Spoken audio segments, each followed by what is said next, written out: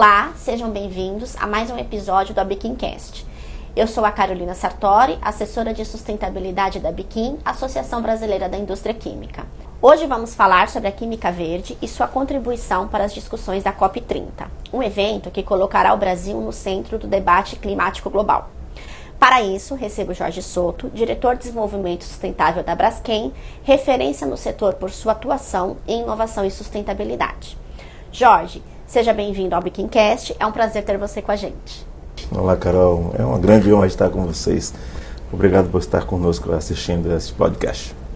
Para começarmos, gostaria que você contasse um pouco sobre sua trajetória profissional e como ela se conecta ao tema sustentabilidade e da química verde. Obrigado, Carol. Eu sou engenheiro químico, atuo há mais de 35 anos no setor. Diria que lá por 1996 o assunto ambiental começou a me interessar, a ponto de, em 2001, decidi fazer um doutorado no assunto e investiguei como as empresas químicas que atuavam no Brasil estavam integrando o desenvolvimento sustentável nas suas atividades e operações. A principal conclusão daquele momento foi que as empresas que definiam valores, uma visão e integravam a sustentabilidade no seu planejamento estratégico eram aquelas que tinham melhores resultados. Então, de lá para cá, eu venho desde 2009 como diretor de desenvolvimento sustentável da Braskem, ajudando a Braskem a integrar os princípios do desenvolvimento sustentável na sua forma de fazer negócios e também, junto com você e outros, aqui na ABQuim e inclusive no ICCA em nível global. Eu acho que a sustentabilidade é determinante para o futuro do setor.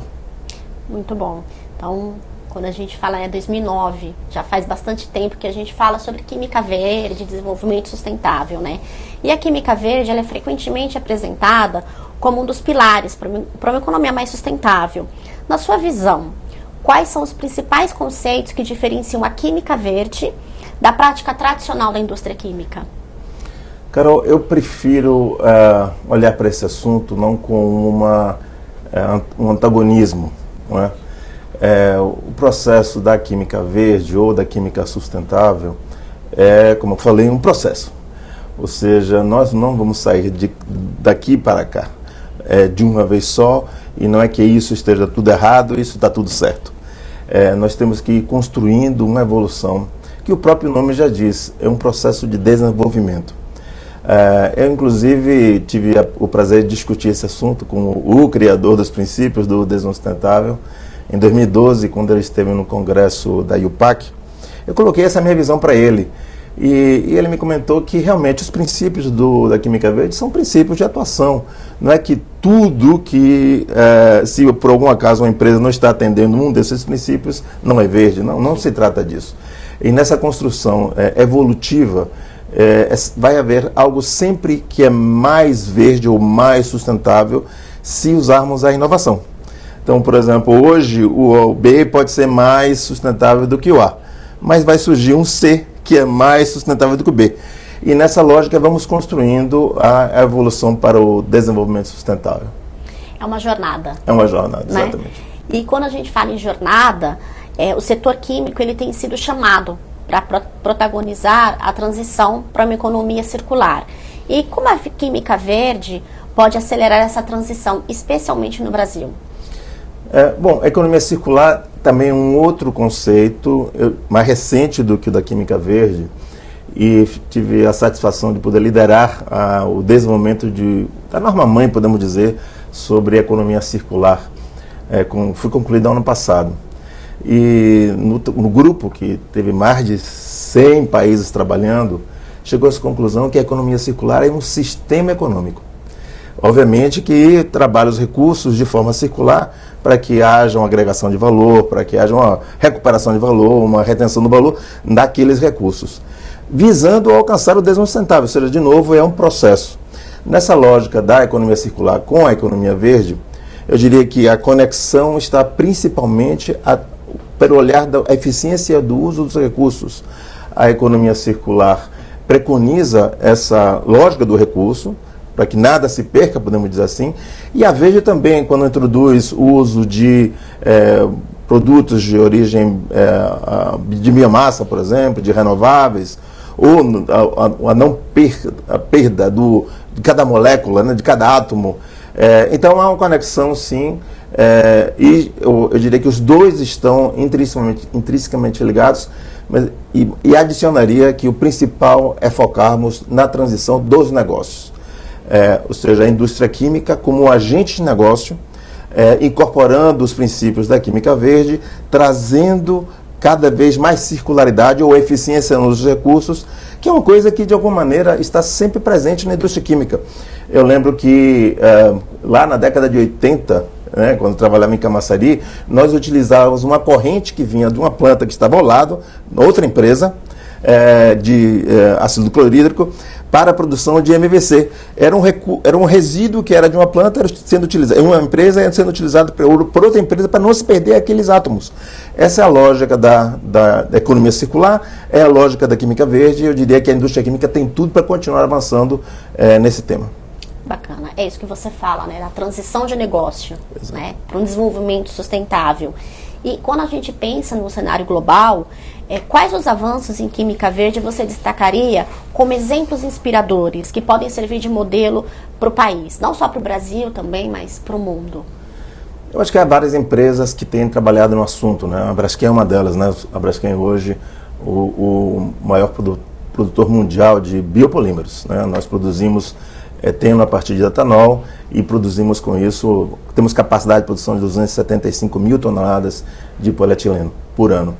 Há outras empresas, como a Natural Works, que produziu PLA, ou a BASF com PBAT. Esses polímeros biodegradáveis ou de origem renovável fazem parte desse rol da química verde. Há também as oleoquímicas, como, por exemplo, produzidos pela Indorama, ex-oxiteno. Há os produtos mais de química fina, dos perfumes, que estão conectados com a origem mais renovável, mais natureza. Ou seja, na indústria química temos vários exemplos. Mas eu diria que, para olhar, por exemplo, de país, eu acho que precisamos olhar para os exemplos de políticas públicas que incentivam a evolução da química no sentido mais verde, ou no sentido sustentável. E eu diria que aí, nesse caso, as políticas públicas que têm ajudado para essa evolução são aquelas que induzem a integração do tema com o clima. Então, por exemplo, a precificação de carbono. A precificação de carbono induz o investimento em produtos que tenham menor pegada de carbono, e isso induz a química verde, a partir dos renováveis, por exemplo. São aquelas políticas públicas que fomentam o consumo de produtos mais sustentáveis, como, por exemplo, aqueles que têm conteúdo reciclado ou aqueles que têm conteúdo renovável. A Braskem hoje vende para muitos países, para mais de 40 países esse produto, e os principais pontos de venda são aqueles onde há políticas públicas que induzem a demanda por produtos mais sustentáveis. Há também a política pública das taxonomias que incentivam os investimentos em produtos mais verdes ou mais sustentáveis, com conteúdo reciclado, com conteúdo renovável, etc. Ou seja, há várias políticas públicas que estão sendo colocadas para funcionar nos diversos países, e que eu diria que no Brasil estamos dando alguns passos, agora precisamos avançar mais ainda nesse tema. Com certeza, concordo. E aí a gente fala da COP30, né, que é um marco muito importante, tanto quanto você fala com políticas públicas, como você comentou, como dos cases que você deu, da BASF, da Braskem, da Oxiteno. Como você enxerga o papel da química verde dentro dessas discussões oficiais e paralelas do evento? Bom, a COP, eu venho acompanhando as COPs desde 2009. E eu diria que as COPs, além de serem o local onde as negociações dos acordos multilaterais acontecem, passaram a ser um local onde há o engajamento dos diversos stakeholders, das diversas partes interessadas, para que o tema clima avance. E aí temos que ter certeza, assim, olhando para você, o negócio faz parte desse processo. Não há como haver uma mudança climática controlada ou minimizada, ou, como é o nome disso, mitigada, né? Ou se adaptando à mudança do clima sem o engajamento dos negócios. Vou trazer 2 números para que vocês tenham uma noção disso. São estimados necessários de 6 a 8 trilhões de dólares em investimentos para que alcancemos a meta do Acordo de Paris. 6 a 8 trilhões de dólares de investimento por ano. No ano passado foram investidos 1,9 trilhões. Desses 1,9 trilhões, entre aspas, apenas 122 bilhões foram de fluxos de ajuda entre países. O resto foi negócio. Então não há como imaginar que haverá o controle ou a mitigação da mudança do clima sem engajamento dos negócios. Isso significa oportunidade. Então, se há investimento é porque há oportunidade. Então, eu entendo a COP30 como uma grande oportunidade para os negócios que estão aqui localizados, mas de uma forma geral, também para os negócios do mundo, para aqueles que querem fazer parte da solução. Então, eu citei alguns exemplos de empresas que estão investindo em produtos que são solução para a mudança do clima. Vou dar um exemplo do polietileno de origem renovável, que nós produzimos. Para cada tonelada de polietileno que nós produzimos, foram absorvidas 2,12 toneladas de CO2 que estavam na atmosfera, que está ali contida dentro daquele produto. Então, é uma solução para a mitigação das mudanças climáticas. Sem dúvida é uma solução. Então, para as empresas que querem fazer parte da solução, o presidente da COP, inclusive, lançou agora recentemente uma carta, a 7ª carta dele para a sociedade em geral sobre a COP. E nessa última carta ele fala da importância do papel da iniciativa privada. E abre espaço para agenda climática de ação, para que as empresas se engajem e venham trazer para a COP as suas soluções. É claro que isso depende de viabilidade econômica.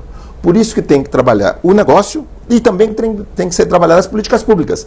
E não apenas as globais, as locais, como comentei.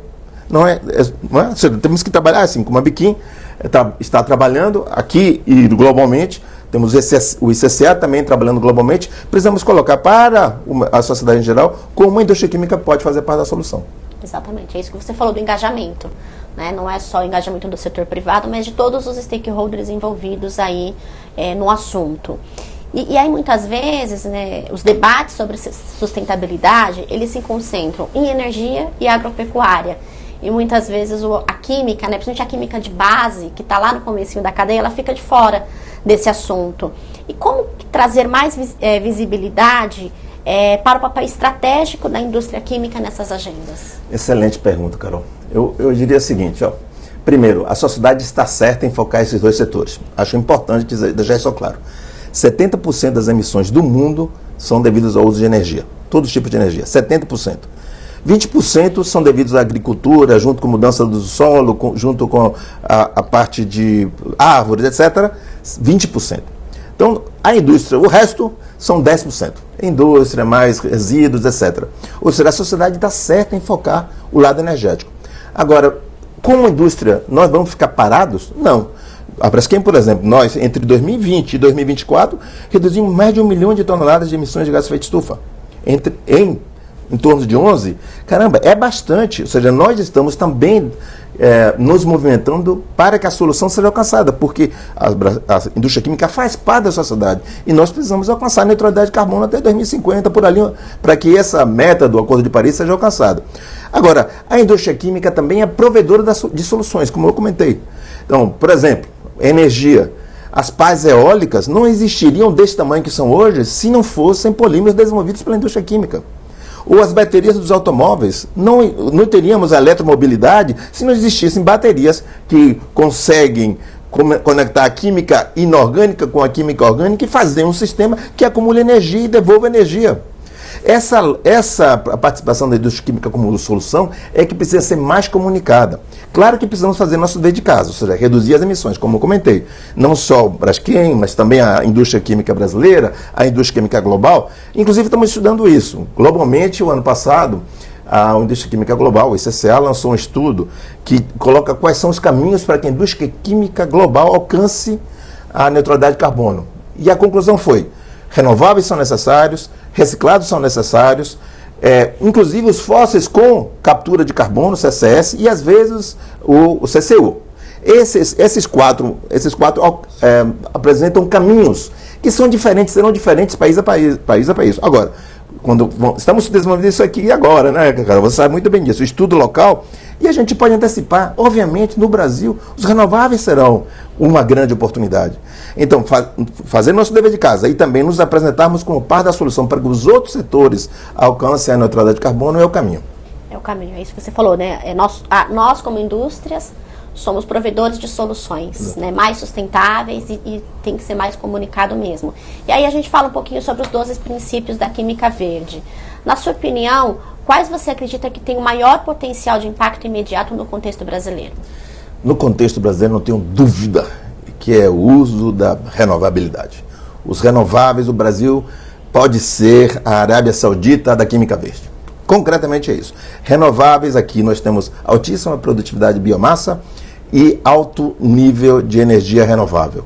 Essas duas coisas combinadas e mais, vou trazer uma outra combinação associada a outro princípio da química verde. Outro, diria que é muito importante, é o uso de catálise.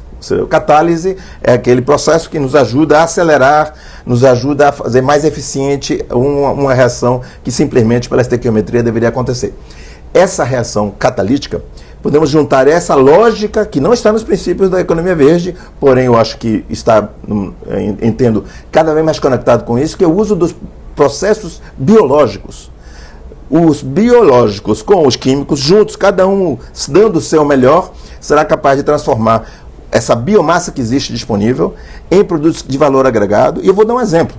Quando misturamos o processo biológico da fermentação para produzir etanol a partir de açúcar de cana-de-açúcar, juntamos com a catálise para tirar o H2O, ou seja, desidratar o etanol, produzimos eteno verde.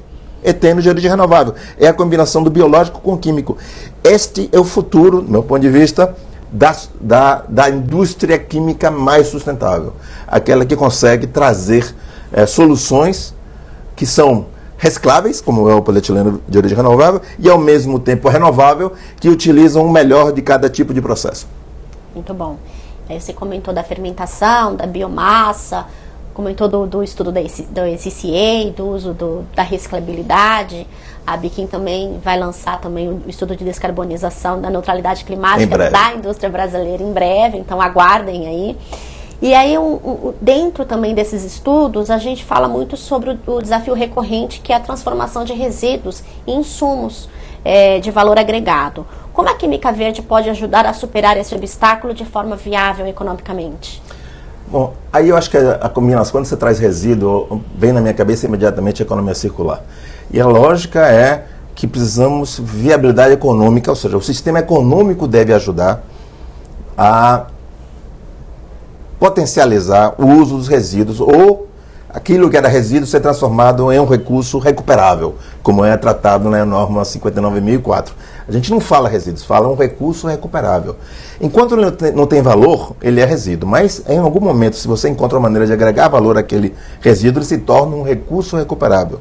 A química verde, principalmente quando estamos olhando para a fonte de materiais renováveis, ou inclusive podem ser resíduos, né? A Novozymes, por exemplo, faz esse tipo de trabalho, pega resíduos através de sistemas enzimáticos, ele transforma aquele resíduo em químicos. Inclusive nós, no passado, junto com eles, investigamos se era possível fazer isso para produzir propeno de origem renovável. As coisas não são tão fáceis, né? Quando você quer ensinar um bichinho aquilo que ele normalmente produz, uma molécula muito simples, trazer algo mais complexo é mais difícil. Mas, de qualquer forma, há um movimento da conexão entre a química verde e a economia circular quando você traz a parte de resíduos. Eu acho que é um potencial, é uma lógica de, como eu comentei anteriormente, de utilizar de forma ótima os recursos, ou seja, cada átomo tem um destino. Eu acho que estão intrinsecamente conectados. Muito bom. E aí você comentou de transformar o resíduo recuperável, né? Acho que a gente demorou um pouco para ter os conceitos aí do que era resíduo, rejeito, e agora quando a gente tem esse resíduo recuperável, que não é mais um resíduo, em transformar em um químico novo, transformar a molécula, né? E aí a gente fala de inovação. Não tem como a gente falar disso tudo sem inovação, que é um ponto central. Como você vê a integração entre a academia, as startups e as grandes indústrias para impulsionar soluções de química verde? Legal você trazer isso, porque eu não vejo um futuro mais sustentável sem inovação. Como eu comentei, tem que sair do A para o B, do B para o C, e nesse movimento irmos construindo soluções cada vez mais sustentáveis. E para isso precisamos da inovação. Na Braskem eu tive a satisfação de liderar dentro do meu time, junto com o meu time, né, uma iniciativa que chamamos na época Braskem Labs. E naquele momento, entre 2015 e 2022, eu tive contato com muitas startups. E várias delas vindas da academia. Naquela época, naquele período, aceleramos mais de 130 startups. A aceleração dessas startups é a forma de conectar justamente o início daquela investigação científica que pode se tornar um produto, se tornar um projeto e se tornar um negócio. Essa lógica, eu diria que ela já está cada vez mais presente no mercado. Dei um exemplo disso, depois a Braskem se tornou Oxija, e há cada vez mais aceleradoras. Agora, eu diria que temos um gap, principalmente na academia. Eu lembro que quando eu fiz a engenharia química, eu não fui educado, entre aspas, né, para ser empreendedor. Né? Eu fui educado para ser um bom técnico, um bom engenheiro, um bom especialista em determinado assunto. Eu acho que a academia poderia fortalecer a educação para o empreendedorismo.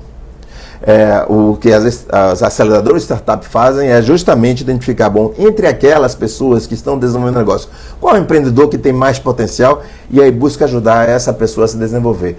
Mas eu creio que há, sim, cada vez mais conexão.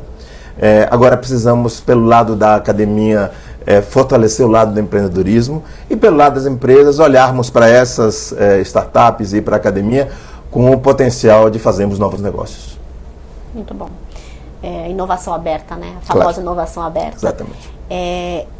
Você já comentou um pouquinho, mas considerando o protagonismo da América Latina na COP30, o Brasil tem condições de se tornar uma referência internacional em química verde. Você já comentou isso. Mas fala um pouquinho mais sobre isso, assim, na sua opinião. Como que o Brasil consegue alavancar essa química verde dentro do país e internacionalmente também? Eu acho que as COPs têm esse papel de impulsionador, como eu comentei anteriormente, da evolução do incentivo aos negócios. Eu acho que precisamos juntar essa alavanca, que é a COP que está vindo, mas não só para a América, não só para o Brasil, para a América Latina, para o mundo, né? Eu acho que é uma oportunidade para o mundo.